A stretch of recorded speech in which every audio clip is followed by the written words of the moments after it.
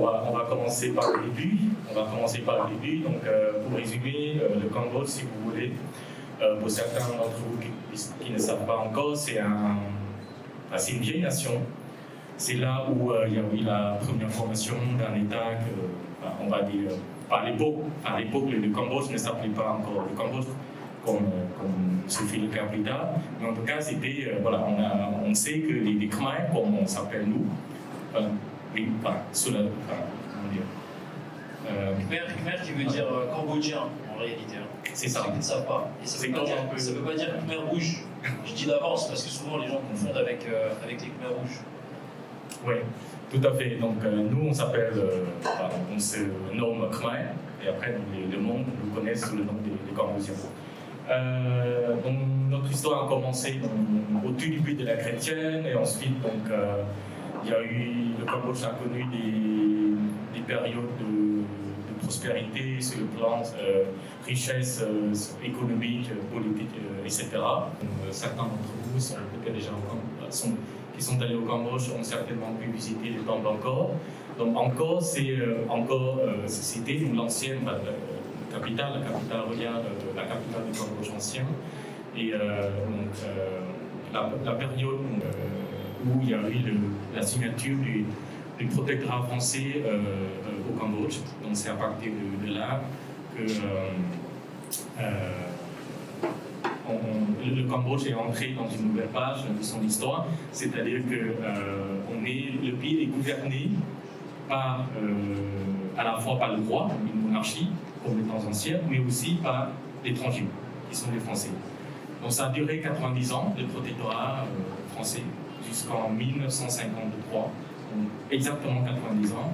Donc pendant ces périodes, il s'est passé plein de choses que je ne vais pas trop rentrer dans le détail. Et donc à la suite de l'indépendance, donc 1953, il y a eu une période de calme, entre guillemets un peu de prospérité, en tout cas de paix. Il n'y a pas eu de colonisation, il n'y a pas eu de guerre civile, il n'y a pas eu de... Voilà. Par rapport au siècle précédent, ça a duré une quinzaine d'années à peu près.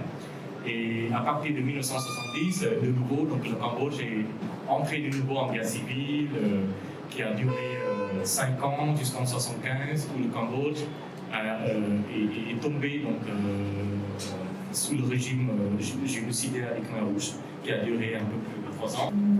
Vous doutez bien que l'arrivée d'un protectorat étranger dans un pays, ça chamboule tout.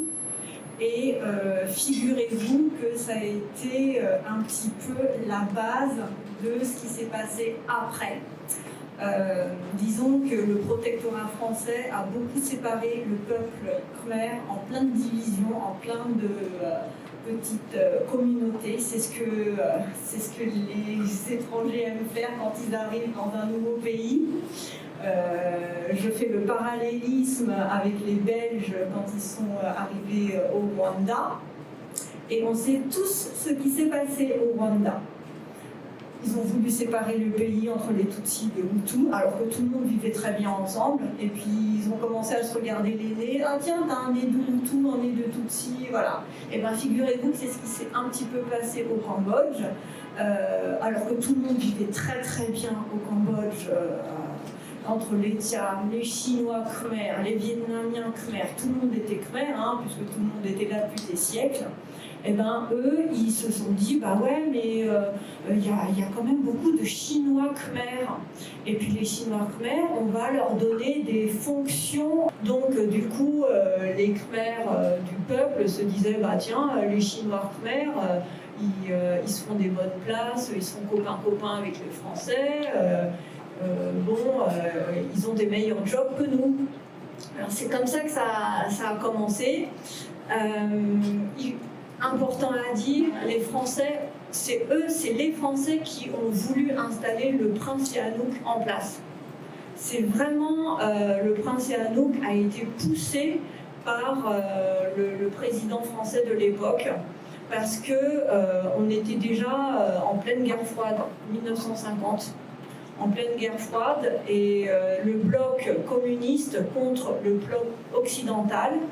Et c'est là tout le creux la source du génocide, parce que finalement le Cambodge c'était juste un territoire qui au début était neutre. On ne voulait pas vraiment prendre parti. Le prince Sihanouk, il a toujours eu justement une place où il n'a jamais voulu réellement se positionner, et ça lui a valu énormément de polémiques. Du coup, il faisait copain avec les deux camps, le prince Sihanouk, autant avec les Vietnamiens qu'avec ses amis français. Or, à l'époque, on ne pouvait pas avoir des amis français et en même temps copiner avec le Vietnam.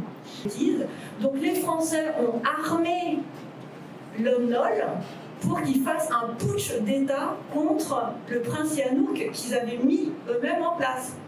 Donc le prince Sihanouk, il a juste fait un voyage en Chine en 1970 et là, Lon Nol en a profité en l'absence du prince Sihanouk pour renverser le pouvoir et prendre le pays en 1970. C'est là où il y a une guerre civile en 1970 et 75.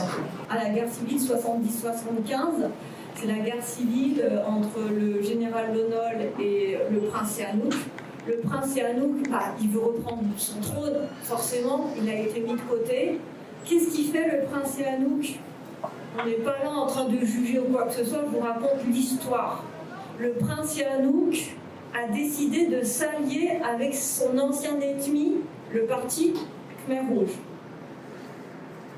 C'était la décision qu'il a prise. Il s'est dit, bon, pour remonter sur mon trône, moi, il me faut un allié. En fait, il y avait trois partis à l'époque. Il y avait le parti royaliste qui était Sihanouk, le parti de Lon Nol, le général Lon Nol qui a fait le putsch, et puis il y avait déjà la montée des Khmer Rouges. La source des Khmer Rouges, le Pol Pot, le Pol Pot c'est le chef des Khmer Rouges, c'est de dire, vous connaissez tous ce discours-là, c'est le discours du patriotisme, le discours nationaliste. Les étrangers nous envahissent, ils ont bombardé notre pays. Bon, ça ils étaient vraiment anti-américains parce que les mines antipersonnelles, il y en avait partout dans le pays. Donc vraiment, le fil rouge des Khmer Rouges, c'était tout ce qui est représentant de l'Occident doit être éliminé. C'est aussi simple que ça, c'est vraiment une idéologie extrême. Tout ce qui représente l'Occident doit être éliminé. Vous avez fait vos études en Occident, vous représentez un danger potentiel parce que vous ramenez des idées qui sont infectées, des idées occidentalistes. Vous portez des pantalons pas de def, non, ça vient des États-Unis. Vous écoutez de la musique rock'n'roll, c'est des États-Unis. Et là encore parallélisme avec le Bataclan. Je saute du coq à l'âne parce que l'histoire se répète. Pourquoi le Bataclan? Parce que c'était un concert de rock'n'roll fait par un groupe américain. Pourquoi le Bataclan? Parce que c'était des jeunes. Les jeunes représentent la modernité. Les jeunes véhiculent l'art. Les jeunes, c'est la culture. Les jeunes, c'est le futur. Donc forcément, il fallait viser les jeunes. Et bien là, c'est pareil. Là, c'est pareil. Les jeunes qui écoutent de la musique rock, et ben non. Il y avait... Les artistes étaient des cibles, les médecins, les élites, les diplomates, les commerçants, les bourgeois. Pourquoi commerçants bourgeois? Parce que tu as de l'argent. Donc si tu as de l'argent, c'est que tu es capitaliste. Et si tu es capitaliste, c'est que tu viens de l'Occident, c'est que tu as des idées... voilà. Ça va très très loin. Si tu portes des lunettes, tu sais lire. Si tu sais lire, tu es un intellectuel. Donc, on doit te tuer. Ça va très très loin. C'est très très poussé. Donc, c'est un combat idéologique. Et il y a un terme très important, c'est la différence entre génocide et crime de masse. En France seulement, on parle énormément de génocide au Cambodge, ce qui n'est pas le cas dans le reste du monde. Dans le reste du monde, le génocide ne concerne que les crimes faits contre les Thiam, du fait de la religion musulmane, contre les Vietnamiens. Mais bizarrement, on ne parle pas des génocides effectués contre les Chinois. Je me suis toujours posé la question, j'ai trouvé la réponse 30 ans après, en faisant des recherches. C'est parce que en fait, ils sont copains, le Cambodge et la Chine. Et la Chine ne veut pas admettre que les Khmers rouges ont tué leurs compatriotes chinois du Cambodge. Donc officiellement, ce n'est pas reconnu, alors que moi, ma mère, elle est chinoise, mon père, il est cambodgien.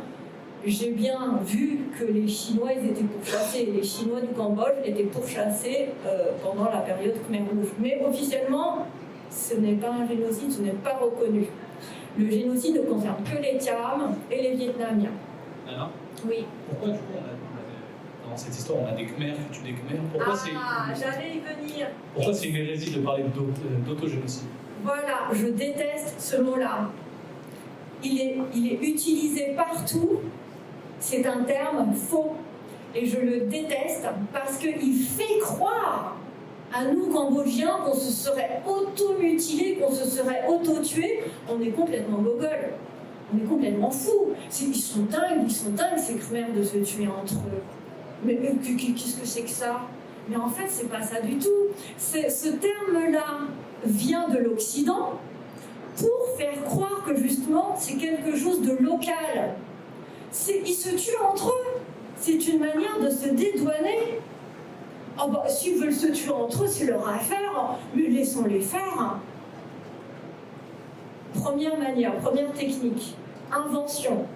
J'ai écrit des articles dessus, donc si vous voulez plus de détails, vous tapez Lana Shore, autogénocide. Vous verrez tous les articles. Ce terme-là, il est faux, d'autant plus faux, puisque il voulait une race pure. Les Khmers rouges prônaient une race pure. Donc là, vous refaites les parallélismes, race pure nazie, race pure, enfin bref, on en est encore là. Ils voulaient une race pure. La matière première pour faire une race pure chez les Khmers, c'est quand même d'avoir des Khmers. Donc tuer soi-même les Khmers alors qu'on voulait une race pure, déjà c'est pas cohérent. Donc ce n'est pas vrai, ce n'est pas possible. Pourquoi ils ont tué des Khmers ? Tout simplement par idéologie. Si tu es un Khmer commerçant, bah c'est le commerçant qui prime. Si tu es Khmer intellectuel, on te tue parce que c'est l'idéologie. On n'a jamais parlé d'autogénocide pendant la Révolution française. Oh, c'est bizarre ça. Pourtant, ils se sont bien tués entre eux. En Iran, ce qui se passe, c'est très très grave ce qui se passe en Iran. On tue la jeunesse iranienne. Le gouvernement iranien tue les jeunes iraniens. Pourquoi il n'y a pas le mot autogénocide ? Je l'ai lu nulle part, moi, dans la presse. Pourquoi ça parle que du Cambodge, l'autogénocide ? Il faut se poser la question. Et il vient d'où ce terme ? Pour nous faire croire quoi ? C'est ça les vraies questions, c'est ça les bonnes questions. Donc moi, je ne veux plus entendre parler de ça. On est en 2021, je lutte depuis... Ah ouais, pardon, je suis en 2021 encore. Ça va trop vite. Donc là, on est en 2023, je ne veux plus, je me bats. Dès que je vois ce terme, je fais des commentaires et j'explique. Mettez-vous bien dans votre tête que c'est faux et que les gens qui veulent faire croire ça, ils ont des intérêts à nous faire croire ça. Merci beaucoup pour la question.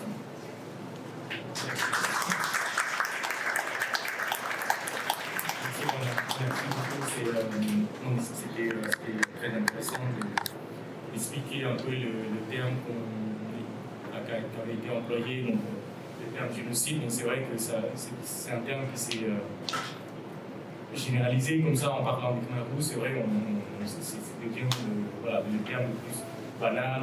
On parle de génocide des Khmers rouges, tout ça. Et c'était très intéressant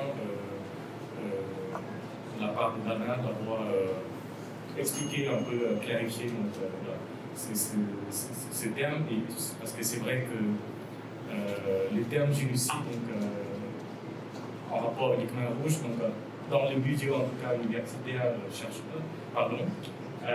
historien, le terme n'avait jamais été vraiment accepté par tout le monde en fait. C'est juste que dans la presse et puis dans la conversation tous les jours, on utilise toujours le terme génocide pour définir le régime des Khmers rouges. Alors ce que je voulais je voulais un peu revenir en arrière parce que certainement, je pense que sans doute certains d'entre vous aimeraient peut-être comprendre un peu plus qui sont les Khmers rouges, comment ils ont été formés, ils viennent d'où, parce que bon, pour arriver à prendre le pouvoir en 1975, je pense que ça n'a pas pris une journée, si vous voulez, ça date pas. Voilà, c'est quelque chose, en fait, c'est une formation qui se crée donc, lentement, mais sûrement au Cambodge au fil des décennies. Si vous voulez, pour faire simple, je vais vous parler des cadres des Khmers rouges, parce que pour faire une révolution de cette ampleur, je pense qu'il faut des dirigeants, des cadres, des gens qui ont des idées puissantes, des gens qui ont le charisme, des gens qui savent mener l'idée, enfin l'idéologie révolutionnaire. À la base, c'était, ce que je vais vous dire, ça ne va pas forcément plaire à l'État français. Donc à la base, c'était des intellectuels cambodgiens qui sont venus faire des études en France. Dans les années 50, enfin, après l'indépendance, parce qu'on a obtenu notre indépendance de la France en 1953. Donc bien avant cette date, donc, plusieurs Cambodgiens, étudiants cambodgiens ont obtenu une bourse, soit de l'État cambodgien ou français, pour venir étudier en France. Donc, à un moment, il y a ce groupe de jeunes étudiants cambodgiens qui s'appelait Salosson, qui devient Pol Pot. Pol Pot, c'est le nom qu'on lui donne pour le définir en tant que le chef, le chef du Khmer rouge. Ensuite, il y avait, en même temps que lui, il y avait d'autres de ses copains, Unsaï, Kesompo, donc des Cambodgiens, qui ont obtenu la bourse de l'État cambodgien pour venir faire des études en France. Or, il faut imaginer la France dans les années 50. Il y avait un parti communiste français qui était plus puissant qu'aujourd'hui, j'imagine. Et donc à un moment, ces jeunes étudiants cambodgiens, donc qui étudiaient à la Sorbonne à l'époque, à Paris, ont été attirés puis séduits par les idées communistes. Donc ils se sont adhérés dans le parti, ils ont fini leurs études à Paris, en France, et à la suite de ça, ils sont rentrés au Cambodge, avec les nouvelles idées pleines dans la tête. Comment dire, certains se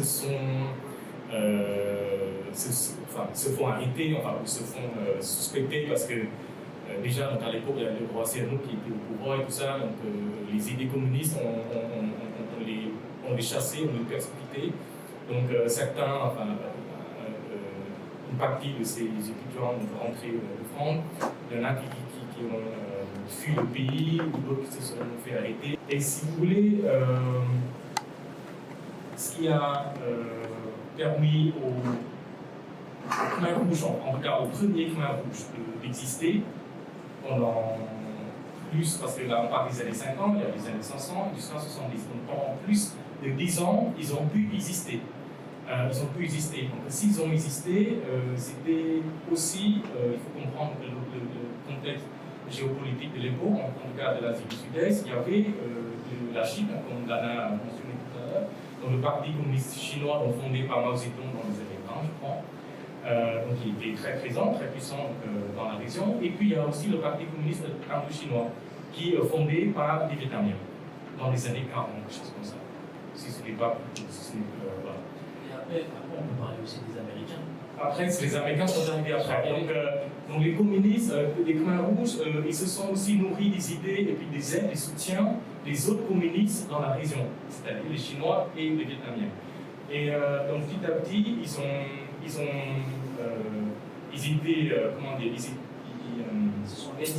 se sont organisés, puis ils étaient surtout présents à la campagne. C'est-à-dire que les Khmer rouges, à la base, c'était des paysans, si vous voulez, des paysans, des petits peuples, le petit peuple des Khmer rouges. C'est, comme Dana disait, donc, ils détestaient donc l'élite, la classe dirigeante, les commerçants, tout ça, ils détestaient ces gens-là parce qu'à la base, les Khmers rouges, c'était des petits paysans qui ressentaient l'injustice sociale profonde durant les années 50, 60, malgré, comme je disais tout à l'heure, c'était considéré un peu comme une période de calme, de prospérité, de paix au Cambodge, mais parallèlement, il y a eu toujours cette, ce sentiment d'injustice qui a continué à exister au Cambodge. En fait, c'est entre les riches et les pauvres qui se font exploiter par la classe dirigeante et tout ça. Donc cette idée-là, elle n'a jamais disparu. Et puis, donc les Khmers rouges ont commencé à former donc, les soldats dans les campagnes cambodgiennes. On parle à l'époque, on parle même des enfants, des adolescents qui commençaient à porter. En fait, moi juste, je comprends tout ce que tu racontes et c'est vrai effectivement comment ça s'est formé, mais moi je pense qu'il faut surtout comment c'est arrivé aussi, comment on a pu pousser autant de gens à prendre les armes, surtout notamment des adolescents, des enfants. Et je pense que là il faut en parler, ça important. C'est par malheureusement l'embrigadement et les propagandes. Ça, ce sont des méthodes qui sont copiées de la Chine. Effectivement, la haine, le terreau de toute façon des extrémistes, c'est la haine, c'est de monter les uns contre les autres. Et ça, je ne vous apprends rien, puisque tout à l'heure, je vous ai déjà parlé du discours racial avec une race pure. Les étrangers, il faut les éliminer. Les étrangers prennent les meilleures places. Mais après, il y a, je l'ai dit aussi, il y a le bombardement des Américains sans cesse. Je veux dire que le Cambodge, c'est le pays qui a été le plus bombardé dans toute la planète. Je crois que c'est le Laos d'abord. C'est le Laos. Ouais, d'accord. Voilà, moi je le dis là comme ça, c'est une réflexion que je me suis faite et que je me rends compte de ça à travers les actualités. C'est même pas, j'ai étudié, j'ai rien étudié du tout. Honnêtement, moi je fais, voilà, limite c'est YouTube, Google, moi c'est tout.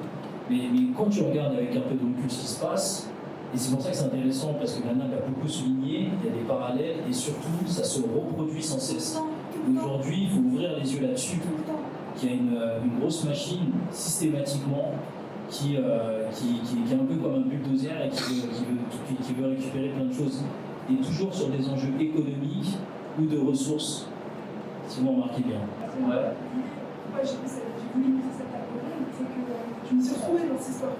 Je suis arrivée au Cambodge et je me suis dit, mais en fait, c'est des enjeux partout. C'est une histoire qui me parle. Moi, je me suis posée avec un pays du Sud. On est toujours un peu sur les mêmes dynamiques. C'est toujours un peu les mêmes problèmes. Et je me suis dit, mais en fait, c'est une histoire qui me parle à moi et je pense qu'il va vous parler à tous. Et vous allez tous vous trouver. Parce qu'on est sur des enjeux, on est sur des conséquences qui sont actuelles. Parce que là, c'est pour ça qu'on a voulu contextualiser. Mais moi qui étais sur place, c'est des conséquences de ce qui s'est passé, on peut encore. Ne serait-ce que même sur le physique, sur les lunettes, sur l'aspect. Si on est bronzé ou pas, c'est pour travailler dans les gens. Donc dans le sens où c'est toutes ces choses-là, Ça reste. Et ça nous pousse à tous sur toi. Avec le Cambodge, tu as le recul de quand on fout la merde, qu'est-ce que ça donne pour 50 ans. Et sauf que le problème, c'est que ça continue dans d'autres pays avec les mêmes excuses. Et c'est toujours les extrémistes qui vont dans les populations les plus nécessiteux. Il suffit de regarder dans notre pays ce qui se passe, il n'y a pas besoin d'aller plus loin. Aujourd'hui, c'est toujours les extrêmes qui parlent aux plus pauvres. Parce que, et le discours, c'est on va vous sauver, votez pour nous, parce que nous, on va vous libérer de votre misère, et grâce à nous, vous allez avoir une nouvelle vie. Eh bien, figurez-vous que les paysans, ils y ont cru aux Khmers rouges, ils y ont cru, ils sont partis dans la jungle, ils sont partis faire leur entraînement, et quand les Khmers rouges ont pris le pouvoir, ah bah là, c'est plus ce qu'ils attendaient. Ils ne s'attendaient pas à de la famine, ils ne s'attendaient pas du tout à exécuter les voisins, les voisines, tout le monde. Et alors ce qui est terrible chez, dans cette période, c'est effectivement, on en a parlé, ce sont les jeunes, les enfants soldats. Mais là aussi, je regarde le public comme on est. je regarde le public diversifié que nous sommes, et les enfants soldats, il y en a énormément sur le continent africain. Énormément. Les enfants soldats sont des superbes armes parce qu'ils ne sont pas formés encore au niveau du cerveau pour avoir leur libre arbitre. Ils sont super influençables.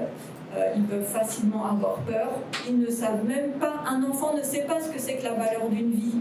Il ne sait pas, il est trop jeune. Donc quand on lui dit d'appuyer sur la gâchette parce qu'il fait du bien pour son pays, bah, le gamin il y croit. Il y croit parce qu'il est embobiné depuis des mois. Et lui, quand on lui dit bah, tue-le parce que c'est ce qu'il faut faire, parce que c'est ce qui est bon de faire, de toute façon c'est pas un humain, c'est un ennemi. Le truc c'est de déshumaniser. Pour être capable de tuer son autre, il ne faut pas voir l'autre comme un humain. Et c'est ça qui est terrible, c'est que gardons notre humanité, quel que soit le contexte. C'est ça qui fera de vous que vous n'allez pas être transformé en machine de guerre. Un enfant peut facilement être transformable en machine de guerre, parce qu'il n'a pas le recul. Ok, petite question pour transiter vers une situation plus actuelle. C'est quoi les conséquences de la purge intellectuelle, tout simplement, au Cambodge aujourd'hui? Eh bien, malheureusement, c'est logique. Comme l'élite intellectuelle a été éliminée du Cambodge, eh bien, le pays a énormément de mal à se reconstruire. Énormément de mal. Donc, ce qui est complètement le comble du comble, puisqu'ils ont voulu éliminer toute trace étrangère du pays, hein, le principe des Khmers rouges, c'était tout ce qui vient de l'étranger, on le tue. Eh bien, figurez-vous que maintenant, pour reconstituer leur savoir-faire, tout vient de l'étranger. C'est ça le comble maintenant. C'est que les savoir-faire viennent des ONG. Les ONG, le Cambodge aujourd'hui, 45 ans après la tragédie, est le pays où il y a le plus d'ONG. Donc, je reprends les termes que quelqu'un a dit, je ne sais plus. Le Cambodge ira mieux quand il y aura moins d'ONG sur place. Donc, je t'en parlerai après, Émilie, parce qu'il y a de plus en plus d'ONG. Et peut-être que le gouvernement se dit, bah, moi, je ne vais pas investir dans le social. Et je vais pas œuvrer pour mon peuple. Il y a tellement de fonds étrangers qui arrivent dans mon pays que moi, je vais pas mettre dedans. Il y a ça aussi, c'est trouver le juste milieu. Et je pense que c'est vrai que moins il y aura d'ONG dans ce pays-là, plus il pourra se relever de lui-même. Parce qu'en fait, c'est un cercle vicieux. Et du coup, tout vient de l'étranger. Et du coup, bah, c'est compliqué de se relever. En 3 ans et quelques mois sous le régime communiste des Khmers rouges, on estime la perte humaine aux alentours de 2 millions. Donc environ entre 1,5 million et 2 millions de Cambodgiens qui ont perdu la vie durant ces 3 années et quelques mois de régime des Khmers rouges. Donc c'est quand même énorme, c'est énorme.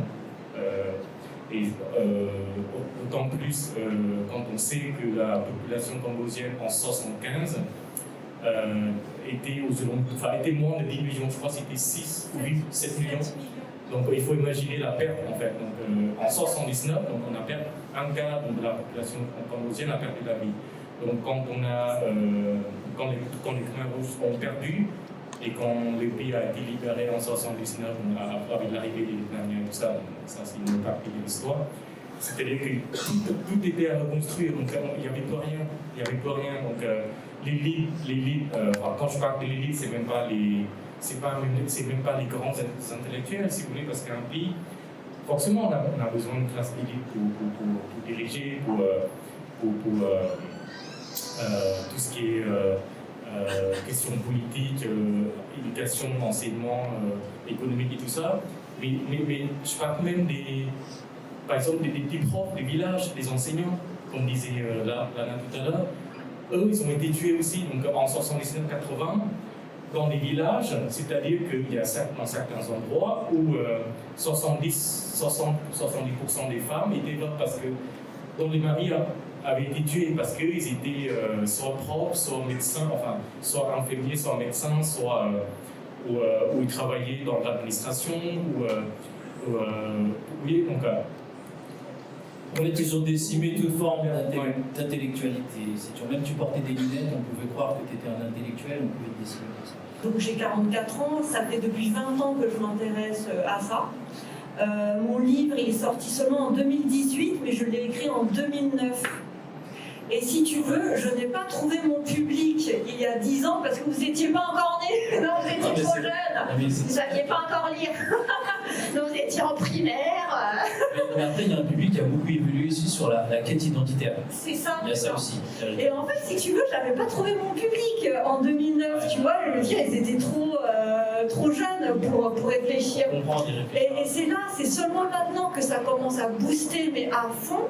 Parce que si tu veux, moi au début, je l'ai écrit pour trouver des gens comme moi, des 78 arts comme moi, mais il n'y en avait pas des franco-cambodgiens de 78. Et en vérité, je me suis sentie seule au monde, En fait, j'ai l'impression que... Parce qu'en fait, tu étais peut-être la petite sœur... moi, je te vois comme la petite sœur de ma mère, par exemple. Voilà, par exemple. Et donc, vous étiez beaucoup moins âgés, vous êtes certains nés en France, directement. Et après, il y a eu ma génération, donc les enfants des parents réfugiés politiques. Voilà. Et après, on a une autre vague qui arrive, c'est nos enfants à nous, notre génération. Ce métissage aussi entre Cambodgiens aussi, qui est très présent, donc chacun a un peu des particularités. Et voilà, donc c'est les conséquences en fait aussi de cette guerre-là, qui nous amène ici avec comme vous, j'imagine, des points communs, c'est-à-dire une quête identitaire pour la plupart, une carence culturelle et peut-être aussi un manque de transmission. Sur les conséquences, parce que moi, c'est ce que je me suis un peu intéressée, tu vois, c'est que moi j'étais dans les systèmes alimentaires. Donc moi, je suis partie en 2019, en fait, une première fois au Cambodge, j'avais 19 ans, c'est pour travailler sur la valorisation du sucre de palmier. Pour ceux qui ne savent pas, le sucre de palmier, c'est vraiment emblématique du Cambodge, c'est un sucre qui vient, en fait, qui est utilisé à fond dans leur cuisine, et qui est aussi, c'est un emblème culturel, le palmier, en fait, là-bas. Donc je suis arrivée, et un des premiers problèmes qu'on avait, c'était le problème de propriété. Donc on a, au niveau des agriculteurs, on a beaucoup de... En fait, vu que la propriété, avant, on a beaucoup d'actes, de documents qui ont été brûlés. Donc on a cette perte de terre, on ne sait plus quelle terre appartient à qui, et au final des terres qui sont parfois reprises par les grands fonciers. Et donc on finit avec des grands immeubles et des terres agricoles qui sont rasées. Donc c'était la première conséquence que j'ai remarquée, et c'est aussi le fait que c'est un sucre qui est utilisé, le sucre blanc n'est pas utilisé dans la cuisine. Mais tu as les grands américains qui sont arrivés, qui ont brûlé les terres, qui ont volé des terres aux agriculteurs et qui sont venus avec ce sucre-là qui était bien moins bon pour la santé et qui a commencé à être utilisé énormément par les Cambodgiens. Et là, on est sur une perte. Mon combat actuellement, c'est que les agriculteurs cambodgiens puissent continuer à produire ce qu'ils savent produire. Parce qu'on est sur une génération, on est sur des agriculteurs de 50 ans. On a un vieillissement, ils sont en train de mourir. Et c'est une perte, en fait, concrètement de culture. On perd ce savoir-faire ancestral parce que les jeunes, ils vont plus vouloir travailler. Ils travaillent dans ce domaine-là. Et on est sur des choses qui viennent de l'étranger, comme tu disais là, on a ceux qui viennent des industries françaises, des industries américaines. Exactement. Et moi, c'était les premières conséquences que j'ai remarquées. Je me suis dit, mais le génocide, c'était il n'y a pas si longtemps finalement, et les conséquences, on les voit directement. On les voit directement, et du coup, en fait, on a beaucoup de pays voisins qui ont évolué entre-temps aussi. Et ça, c'est une autre conséquence aussi, notamment la Thaïlande, par exemple, qui a fait bien rayonner sa culture, et davantage que la nôtre. Et je vais donner un exemple tout bête, mais par exemple, vous connaissez certainement tous le Muay Thai. Ouais, vous connaissez le Muay Thai quand même, hein, la bagarre. Et ben, le Muay Thai, si vous voulez, à l'origine, il faut savoir que, et nous on est en train de revenir là-dessus les Cambodgiens en ce moment, c'est que c'est issu d'un art martial khmer ancestral qui s'appelle le Bokator. Le Bokator, en fait, je sais pas si vous connaissez Tony Jaa, peut-être Honpa, vous avez peut-être vu ce film en fait, où il fait des sauts spectaculaires avec des coups de coude où il s'envole et tout, et il cogne le crâne du mec. Et ben en gros, tout ça, ça vient d'un art martial ancestral qui était pratiqué à l'époque de l'Empire Khmer, qui a du coup influencé toute cette zone. Et les Thaïlandais qui ont fait connaître pendant que nous on se reconstruisait, le Muay Thai a récupéré ça un peu et a dit voilà, ça c'est notre art martial, etc., etc. Donc ça c'est une des conséquences aussi, parce que du coup dans le domaine agroalimentaire, mais aussi dans le domaine culturel, sportif, etc. Il y a plein de choses comme ça qu'on a perdues, que vous avez été un peu dérobé, je dirais. Peut-être que Daniel peut dire un petit mot. C'est vrai que on a payé lourdement les conséquences de ces années de guerre, ce qui fait que la Thaïlande, pour citer un exemple, et pas que le Vietnam, surtout la Thaïlande, parce que les Cambodgiens et les Thaïlandais ont des affinités, des points communs au niveau de la culture, qui parfois créent des confusions, c'est vrai. Donc, actuellement, il y a cette polémique parce que moi je suis abonné au journal qui de l'ambassade de France au Cambodge. Et justement, je crois que c'était hier, avant-hier, donc il y a un article qui est sorti qui parle justement de cette polémique. Donc, entre la boxe thaï et puis le Khon Khmer. Nous, on est dans le Khon Khmer. Alors, je ne suis vraiment pas spécialiste du Cambodge contemporain, même si je suis né au Cambodge, j'ai grandi là-bas et tout ça, mais je trouve quand même qu'il y a une bonne dynamique dans la nouvelle génération cambodgienne, c'est-à-dire qu'ils s'intéressent, au moins ils s'intéressent, donc les Cambodgiens plus jeunes que moi, de mon âge ou plus jeunes que moi, ils s'intéressent vraiment aux actualités sportives, culturelles et tout ça. Donc, mais il y a aussi une grande influence qui vient de l'extérieur. Oui, la K-pop, tout ça, c'est pas le Cambodge, en France. J'imagine qu'à Paris, qui sont fans des K-pop. Mais effectivement, on sent qu'effectivement il y a un mouvement maintenant, il y a un retour aux sources, un retour pour se réapproprier la culture. Tu peux y aller, parle-nous un peu du Cambodge actuel et de la jeunesse. Du coup, c'est quoi peut-être de façon assez vaste, les répercussions sur cette nouvelle jeunesse, comment elle est aujourd'hui, comment elle se comporte, qu'est-ce que ça donne? Donc en gros, je pense que je trouve ça plutôt le Cambodge, c'est vraiment un pays ça commence à être bien développé. C'est en cours d'être en développement. Il y a beaucoup de jeunes Cambodgiens de mon génération qui partent à peu près partout dans l'Europe, etc. pour suivre ses études, comme moi je suis dans l'architecture d'intérieur, pour redévelopper notre pays, pour supporter et reconstruire notre pays après cette guerre qui était mise en place. Et, c'est beau, ouais, donc ça c'est beau quand même, parce qu'on envoie quand même pas mal de toute la jeunesse à l'étranger pour aller étudier et revenir après au Cambodge pour reconstruire, comme tu l'as dit tout à l'heure, le pays. Donc ça c'est beau quand même. Oui. Moi, comment j'ai connu un peu le Cambodge, c'est quand son meilleure amie qui est pas là, qui est cambodgienne, et du coup, ses parents sont venus en France, elle a étudié, et c'est elle qui m'a un peu ramené vers cette envie-là, tu vois. Et qui insistait sur le fait qu'il faut revenir au Cambodge pour le reconstruire. En particulier, nous, c'est le système agricole, mais toi, c'est l'architecture. Donc, tu as vraiment cette envie de revenir, en tout cas, c'est ce que je remarque en tout cas dans le culture. Complètement. C'est intéressant, je pense. Et aujourd'hui, comment ça se passe pour un jeune au Cambodge? Est-ce que c'est quoi son lifestyle? Qu'est-ce que tu pourrais dire, tu pourrais évoquer? Parce qu'on part de table rase, il faut dire une chose. C'est qu'on vraiment une petite foule table rase 93. Les gens commencent à revenir au pays, mais il n'y a plus rien.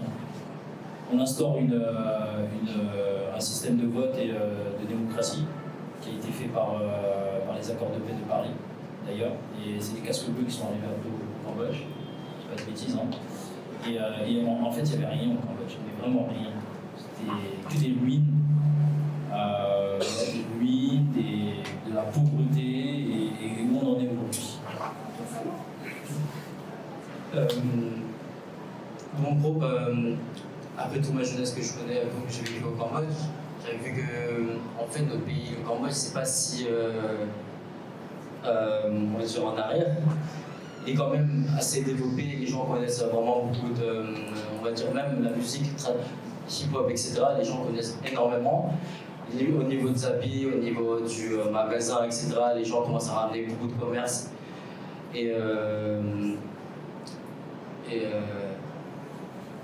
Donc ça se développe bien et en fait les jeunes aujourd'hui, voilà, ils manquent de rien quoi. Enfin, après je sais qu'il reste encore une grande, enfin je le vois et complètement, il reste quand même une grande partie de la population qui reste très pauvre, très pauvre. On fait encore partie des pays les plus pauvres au monde.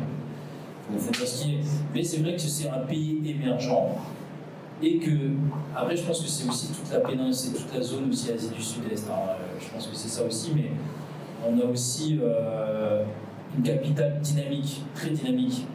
Voilà. Et c'est cette jeunesse-là de Phnom Penh, de la capitale, c'est ça qui s'habille, c'est ça que tu disais tout à l'heure. Exactement. Comme en fait on peut voir au Cambodge, il y a le centre-ville de Phnom Penh, qui est dans tout le Cambodge, c'est le ville le plus développé du pays. Et c'est le ville qui connaît plus à nos jours au niveau lifestyle, etc. Et après, dans la deuxième partie, c'est les pauvres vers les provinces, etc. aussi. Ouais, après, dès que tu sors un peu de la capitale, par contre, là, c'est un peu un autre univers, je dirais, où effectivement, là, c'est un peu plus difficile pour la population. Ça reste un pays d'agriculture. L'agriculture, ouais, avec une même si, forte zone rurale. Oui, il y a une forte zone rurale. Mais ça, à la limite, c'est pas un problème. Un pays, la Thaïlande aussi, c'est un pays d'agriculture. Il produit beaucoup aussi des fruits et légumes. La différence avec le Cambodge, c'est que les Thaïlandais, ils exportent beaucoup plus que nous. Parce qu'il suffit d'aller chez ton frère ou au Paris Store pour voir que beaucoup de fruits et légumes viennent de Thaïlande ou une partie du Vietnam et très peu du Cambodge. Et pourtant, le Cambodge, comme tu disais tout à l'heure, c'est un pays qui est émergent et puis on a du potentiel économique, on a de terre et on a dans plein d'endroits la terre est fertile où les gens peuvent planter et puis cultiver plein de sortes de légumes et des arbres fruitiers différents. On a notre façade maritime pour tout ce qui est transport en bateau, voilà. Donc c'est aujourd'hui, le Cambodge fait partie, je pense qu'en Asie en tout cas, des États qui se développent, qui présentent une dynamique économique assez remarquable. Après, il y a bien la question de partage, de richesse, comme dans plein d'autres pays, de valeurs. Ouais. Voilà. Ça, le problème des partages des valeurs, je viens juste à dire que c'est partout dans le monde en fait. C'est vraiment un des pays où on fait le plus de choses, mais les tâches sont en train d'évoluer. Donc on a une capitale qui se développe énormément, mais les agriculteurs qui sont en périphérie, on leur propose les fusils en général étrangers d'ailleurs, les Chinois, etc. Ils leur proposent vraiment des sommes astronomiques pour avoir leur terre, et donc on a cette perte en fait, de richesse et aussi de ressources. Mais on a un pays qui se développe, il faut dépendre certaines personnes, c'est sûr, mais il se développe assez rapidement. Comment toi tu as appris le français? Est-ce que c'est très répandu pour un Cambodgien aujourd'hui de parler français comme toi tu parles? En soi, le français de nos jours-là, en Cambodge, les gens ils parlent pas du tout français, on va dire. Parce qu'ils sont plutôt influencés par les Américains, la langue anglaise. Moi j'ai appris le français, c'est grâce à mon père, parce que mon père, avant le père du Khmer Rouge, il est venu en France, il a vécu en France. Donc c'est ça qui m'a motivé, qui lui a motivé de me mettre toujours dans l'école française et parler français encore. D'accord, donc toi tu as fait l'école française. C'est ça. On passe différents projets sur place. Et quand je suis arrivée, quand j'ai vu, c'était le premier truc qui m'a un peu étonnée, c'est toutes ces conséquences. Il y a quand même une grande différence de niveau de vie. J'ai pas vu de classe moyenne en fait. J'ai vu soit des très riches en fait dans les capitales, soit des très pauvres. Il faut savoir que moi je vivais avec une famille, on était dans la même pièce, et en fait les plus jeunes travaillaient dans les champs. C'est pour ça que quand je suis passée, tu me parlais des enfants soldats, moi je pensais directement au travail des enfants, ou dans les terrains à l'école. Je me suis dit, voilà, j'ai vu beaucoup de jeunes en fait, Ouais, j'ai vu beaucoup de jeunes travailler et j'ai vu vraiment un niveau de vie qui était différent de ce que j'avais vu. Donc moi, c'est sur ça que je travaillais et actuellement, j'essaie de mettre en place en fait, un espace agricole parce qu'on a toutes ces personnes-là, tous les agriculteurs qui vieillissent et on n'arrive pas à les faire travailler, à faire travailler leurs enfants en fait. Donc on veut les aider et on travaille aussi pour essayer de mettre en place une école. Parce que comme dans les villages, on a cet accès à l'éducation, du coup, toute cette structure avec le génocide, on essaie de leur redonner une sorte d'accès à l'éducation. Et là, je suis repartie en 2022, et c'est là quand j'ai vu un petit peu la capitale, et que je me suis un peu éloignée de la capitale à 40 minutes, et que j'ai découvert un peu les communautés de femmes dont on parlait avant. Et là aussi, on n'est pas sur un niveau de vie qui est non plus très. On n'est pas sur des grands riches, je dirais. Mais moi, ça me tenait à cœur de mettre en place quelque chose. Et du coup, on s'est un peu mobilisé. Donc à la base, je suis partie visiter l'orphelinat juste pour passer. Je me suis dit, bon, je vais voir de quoi ils ont besoin. Et j'avais remarqué que les enfants, en fait, ils marchaient 2,5 km pour aller à l'école. Il faut savoir que vous êtes en besoin, vous savez, les routes au Cambodge, c'est pas du tout sécuritaire. Donc, en tout cas, dans ces périphéries-là, donc c'était archi dangereux pour les enfants. Je me suis dit, c'est pas possible. Je me suis dit, je vais essayer de mettre en place une collecte. L'idée, c'était juste de leur acheter des vélos. Mais je pense que comme tu as dit, l'histoire du Cambodge, c'est un peu l'histoire de tout le monde, et tout le monde s'est un peu retrouvé dans cette situation, on s'est dit, on veut les aider, et il y a eu une mobilisation qui a été collective, donc beaucoup de personnes qui sont là d'ailleurs, qui ont donné, et on a pu... Merci. Ouais, mais vraiment, il y a beaucoup qui donnent des enfants. Franchement, bravo et merci parce que pour la communauté musulmane cambodgienne au Cambodge et notamment des levées de fonds pour contribuer à faire des puits, si je dis pas de bêtises. Modestement, parce que c'est vraiment qu'avec le peu de personnes que j'ai, pour montrer qu'on n'a pas forcément besoin d'être beaucoup pour faire grand chose. Sur mon compte, on était peut-être 500, et au final, c'était, à force de relayer, j'ai essayé de partager à fond, on a arrêté, rien que sur CD, plus de 10 000 €. Donc pour l'orphelinat, c'est 22 enfants, on a pu, en fait, l'idée, je me suis dit, c'est de leur donner un meilleur niveau de vie. Donc on leur a acheté des vélos, on leur a acheté des lits, des matelas, on leur a pris un bus scolaire, parce que c'est pas besoin de prendre des vélos si on est assez pour un bus. Donc on leur a payé un bus scolaire pour qu'ils aient plus à marcher. Et ensuite, l'idée, c'était aussi que j'ai vu pendant les fêtes, eux, c'était des orphelins qui restaient pendant que les autres enfants, ils allaient voir leur famille. Du coup, on leur a juste payé une sortie, avec leur sponsorisé son orphelin. Chacun donnait 26 €, les a emmenés au parc aquatique, etc. Et je me suis dit, mais je suis rentrée en France là en septembre. J'ai envie d'avoir une responsable. Au final, comme tu as dit, il y a trop d'ONG au Cambodge. Donc, en fait, c'est des gros dons. Le problème, c'est que c'est des gros dons. On leur fait 2-3 choses, mais il n'y a pas de pérennité. On n'est pas sur quelque chose de durable. Je me suis dit, mais moi, j'ai pas envie de cette personne-là qui vient, tu les aides, mais au final, je ne pas. Donc, j'ai dit, est-ce que vous êtes partant pour que chaque mois, on reconnecte de l'argent, etc. Et du coup, maintenant, on est 70 à peu près, tous les mois, à envoyer de l'argent, soit payer les cantines alimentaires des orphelins. Maintenant, on a commencé la construction de puits. Dans les frontières tcham, en fait, dans les frontières vietnamiennes, on a beaucoup de villages tcham où il n'y a pas d'accès à l'eau. Moi, ça me paraît fou. Pourquoi vous dire, c'est des personnes qui marchent qui n'ont pas du tout accès à l'eau. Et du coup, on était tellement à donner chaque mois, entre 500 et 1 000 € par mois. Et voilà, on s'est tout le temps commencé à construire des puits, faire des dons alimentaires. Parce qu'on est sur des personnes qui n'ont souvent pas de logement. Aussi, comme on a dit, il y a beaucoup de veuves avec la guerre, donc on a beaucoup de femmes qui sont toutes seules. Donc, c'est des dons qui aident à ce niveau-là. Et chaque mois, on fait quelque chose, c'est vrai qu'il va donner. En fait, quand tu fais des donations, tu sais, je publie sur les réseaux sociaux parce que je n'ai pas le choix. Il y a des gens qui donnent, donc je suis bien un peu de rendre compte. Et après, tu as plein d'éloges. Tu sais, sur les réseaux sociaux, tu as les commentaires. Ouais, bravo, t'es trop bon, t'es trop gentil, t'as un beau cœur et tout. Et à chaque fois, moi, je lis les commentaires et à chaque fois, j'ai mal au cœur. Je te jure. Et vous allez me dire, mais pourquoi? Parce que c'est bizarre, tu vois, on fait plein d'éloges, on me flatte. Je devrais être content.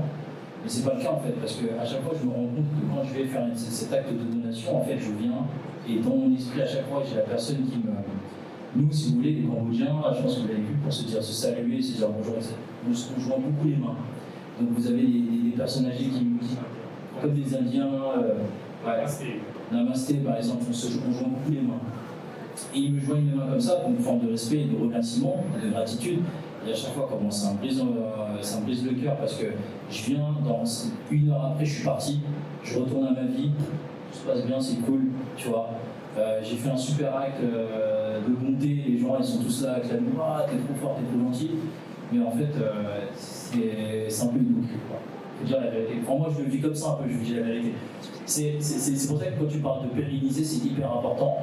Et du coup, moi, j'ai trouvé une initiative. Donc, je ne sais pas si vous voulez dire un truc par rapport à ça. On est souvent les voir, tu vois, avec ces dualités, etc. Parce qu'on leur a acheté des dons des jeunes grâce au don. Mais en fait, c'est l'idée que même quand on voyage, ça nous coûte rien de passer, juste aller les voir, passer un moment avec eux. Et c'est aussi reconnaître peut-être que vous êtes là, vous existez, il y a des personnes qui vous portent de l'attention. Et c'est du temps que t'accordes. Or, le fait de ramener une enveloppe et de juste partir, en fait. C'est vrai que l'attention, ça leur fait du bien, et de savoir qu'on pense à eux, ça leur fait du bien. C'est vrai. Alors ça, c'est une des choses qui me réconforte aussi quand je le fais. Et la deuxième chose qui me réconforte, c'est qu'un jour, j'ai discuté de ça avec un moine bouddhiste. Et il me dit, mais écoute, déjà tu fais ça, c'est déjà bien, c'est déjà pas mal, et tu fais avec les moyens et ce que tu as, c'est déjà bien. Donc voilà, c'est les deux choses qui me réconfortent quand je vais faire des donations. Mais du coup, je rebondis sur ce que j'ai mis en place après, parce que j'ai envie de prêter main forte à mon pays d'origine. En gros, Evan Market, c'est une marketplace qui référence des produits pour des artisans, créateurs, petits commerçants ou jeunes entrepreneurs d'Asie du Sud-Est, et particulièrement du Cambodge. Vous l'avez deviné pourquoi, par les origines. Et en fait, c'est les aider de manière pérenne, parce que du coup, ça alimente en fait des revenus supplémentaires qui les aident à se développer. En plus, on valorise le savoir-faire d'Asie du Sud-Est et du Cambodge. On propose et on promouvoit notre culture à travers des produits, et aussi pour vous les jeunes, la jeune génération de Cambodgiens peut s'identifier à travers ces produits, et pour ceux qui vont arriver plus tard. Donc il y a tout un fond très profond qui est plus social, identitaire et culturel que business. Mais voilà, aujourd'hui, moi j'ai pris le virage, c'est-à-dire que j'ai entrepris je suis tellement passionné du Cambodge comme Emily et tous ceux qui sont sur cette table, qu'il fallait que j'entreprenne. Youssouf qui a l'initiative avec l'Union de jeunesse, Youssouf de Maison Rouge, hein, je pense que vous connaissez tous ici hein, quand même. Hein. Je crois qu'il était dans les parages tout à l'heure, en tout cas je ne sais pas s'il est encore là, mais il a dit une chose, si vous voulez changer le monde aujourd'hui, il faut entreprendre. Voilà, c'est ce qu'il a dit. Et c'est des phrases qui m'ont percuté, puisque moi c'est ce que je pense aussi aujourd'hui. Et il y a des associations, c'est très important, les initiatives humanitaires, les associations. Mais il y a aussi des entrepreneurs qui, grâce au business, parce qu'on est dans un monde capitaliste qui fonctionne beaucoup à l'argent, malheureusement. Moi, j'ai essayé de gagner une liberté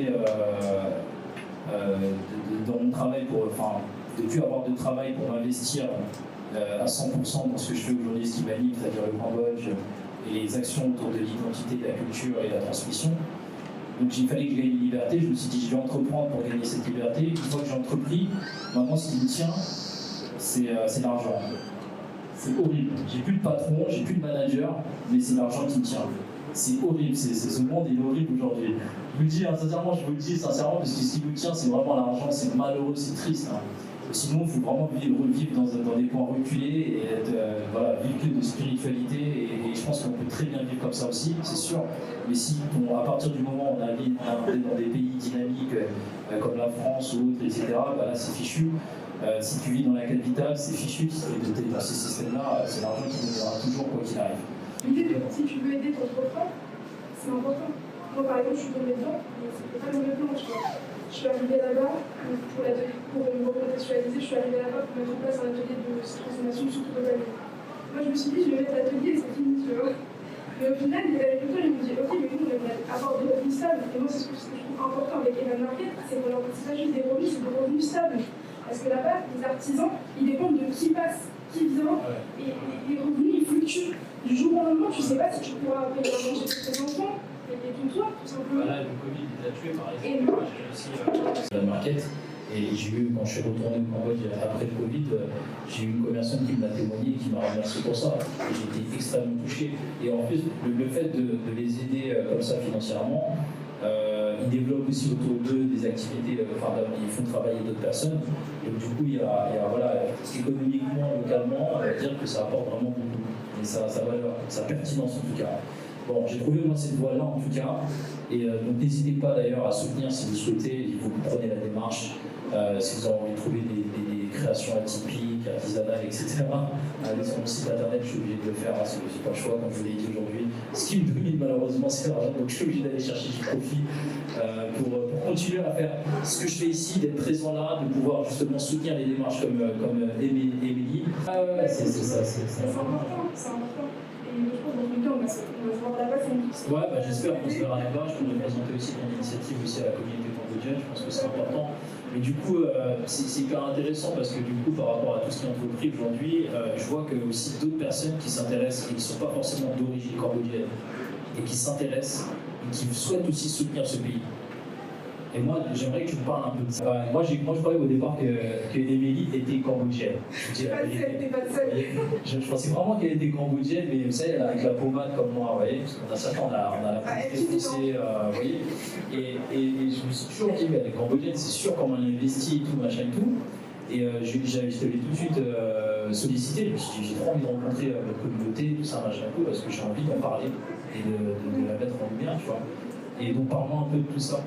Mon frère est pareil, je me rappelle, il m'a dit ramène-moi chez vous les chams, je me suis dit c'est pas chez moi. mais comment on va déjà en fait, je pense que le truc qui a fait que je suis un peu tombée amoureuse du Cambodge, c'est qu'il faut savoir que les Cambodgiens, ils vous accueillent, et comme si vous faites partie de la famille.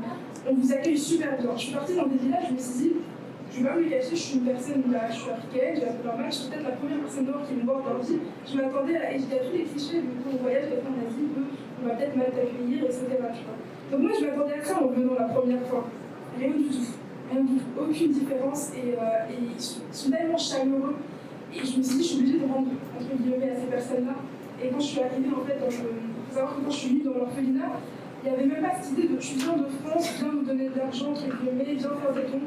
Ils sont venus, ils m'ont accueilli, ils m'ont dit bah viens, on est super contents que tu viennes. Ils m'ont invité à des assises, à des dîners. Et avant même qu'il y ait eu cette idée de don, ils ne savaient même pas que j'allais faire des dons. Ils ne savaient même pas qu'on m'a inclus dans la communauté. Et donc petit à petit, je me suis dit, bon, je vais demander pour ce mois-ci, je vais voir s'il y a des gens qui veulent donner. Et j'ai toujours insisté sur le fait que je n'étais pas sûre que les gens allaient donner. Au final, les gens donnent. Le mois dernier, on a récolté 1 000 € par exemple, au mois d'avance. Mais eux, ils ne s'y attendaient pas. Donc il n'y a même pas cette envie de t'aider parce qu'il y a quelque chose derrière. Et moi, je me suis sentie comme à la maison. Je me suis sentie comme à la maison et j'ai voulu mettre en lumière cette histoire des Chams, en fait, qui est la communauté musulmane au Cambodge. Dites-vous que je suis partie en 2019, je ne savais même pas qu'il y avait des Chams, je l'ai appris quand je suis revenue. C'est-à-dire que quand je suis venue, ils sont tellement minoritaires, on ne les voit pas beaucoup en fait. Et du coup, je me suis dit, mais il y a une histoire que j'ai envie de mettre aussi un peu en lumière. Et j'ai rencontré une dame qui s'appelle Saliha. Qui elle est cambodgienne. Il faut savoir que sa famille a fui. Donc ils ont fui par la Thaïlande pour arriver en Malaisie. Et elle m'a dit, j'essaye de raconter notre histoire parce que j'aimerais qu'on a eu le génocide qui était intellectuel, qui était pour la propriété. Mais chez les Chams, on a eu ce génocide qui était parce qu'ils étaient différents. Parce que comme les Thaïs, comme les Viet, parce qu'ils étaient musulmans, il y a eu, ils ont ce retard en fait, où ils sont très pauvres. Elle m'a dit, j'essaie de raconter cette histoire, mais j'arrive pas. Elle m'a dit, à chaque fois que j'essaie d'écrire mon livre, elle me fout en larmes, tu vois. Et donc je suis partie en fait avec elle en Malaisie pour visiter sa famille. Son père c'était le premier réfugié. Et donc ils ont construit tout un village. En fait, le Cambodge c'est l'histoire de la détermination, c'est l'histoire de la persévérance. Ils ont construit une maison en 3 ans. On leur a donné 100 $. 100 $, il a acheté un camion, il est parti faire les marchés. Et maintenant, quand tu vas en Malaisie, tu vas dire les commerçants, ils vont te dire c'est les Khmers. Parce qu'il y a cette envie de se reconstruire. Et moi, ça m'a touchée. Et ils m'ont raconté toutes leurs histoires. Et tu les vois, les Cambodgiens, ils vont sourire, ils vont être chaleureux, ils vont avoir le cœur ouvert. Puis, t'entends cette histoire sanglante, je me dis, mais t'as pas pu vivre tout ça, tu vois. Et ils me racontaient comment ils ont perdu, c'était une famille de femmes, tous les hommes sont morts. On n'a pas vraiment décrit ce que c'était que de vivre à l'époque des Khmers rouges, mais c'était une époque où vraiment tu devais travailler dans les champs pendant des heures. On avait un bol pour nourrir toute une famille. Et par exemple, je pense au frère, à l'oncle de Saliha qui est mort comment? Parce qu'il y a quelqu'un qui a posé un bol, ils ont dit ah, t'as dû trop servir à manger, alors c'était vraiment 3 grains de riz et 2 quoi. Et ils l'ont tué, ils ont juste ramené ses habits de prendre soin à sa famille. Et en fait, ils m'ont raconté des histoires qui. On ne met pas en lumière. Je ne dis pas que quand on était tous assis, comme sa famille me racontait chacun son témoignage, et elle m'a dit c'est la première fois que je l'entends. Moi-même, il y a des choses que je ne savais pas.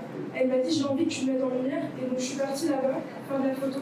J'ai fait des séries portraits où j'ai retranscrit, en fait, documenté un peu toute leur histoire. Ce qui va arriver bientôt, je vais exposer normalement au Café Bay d'ici 2-3 semaines. je communiquerai sur les réseaux. Et l'idée, c'est vraiment de parler de ces personnes dont on ne parle pas, un peu les invisibles finalement, et je pense que c'est un peu notre histoire à tous. Ah, c'est beau, hein, donc exposition prochainement alors. On va soutenir fort. Bravo, vraiment bravo. Moi j'ai eu une enfance assez particulière parce que j'étais la seule famille dans un quartier populaire et la seule famille asiatique, ouais. Et beaucoup de moqueries, beaucoup de méchanceté sur mes origines et sur mon physique. Et c'était très dur. On a dû renier tout ça, etc. Et j'ai complètement renié mes origines. Ça a été un moment très dur pour moi. Et en fait, moi, je ne vais pas chercher aujourd'hui à pointer du doigt les gens et à dire que c'est des méchants. Je suis juste en train de faire plein d'événements pour être présent, de pousser ce genre d'initiative comme aujourd'hui pour justement nous permettre d'apprendre à se connaître. Voilà. Et l'idée, c'est qu'on se retrouve tous. On est tous ensemble au final. C'était ça ma conclusion aujourd'hui. C'est pour ça que je suis heureux, c'est pour ça que j'ai glissé ce fait-là. C'est parce qu'effectivement, aujourd'hui, du coup, on est tous ensemble. Et c'est beau, quoi. C'est beau, c'est magnifique. Donc merci d'être là encore une fois. Et merci à vous d'avoir initié tout ça.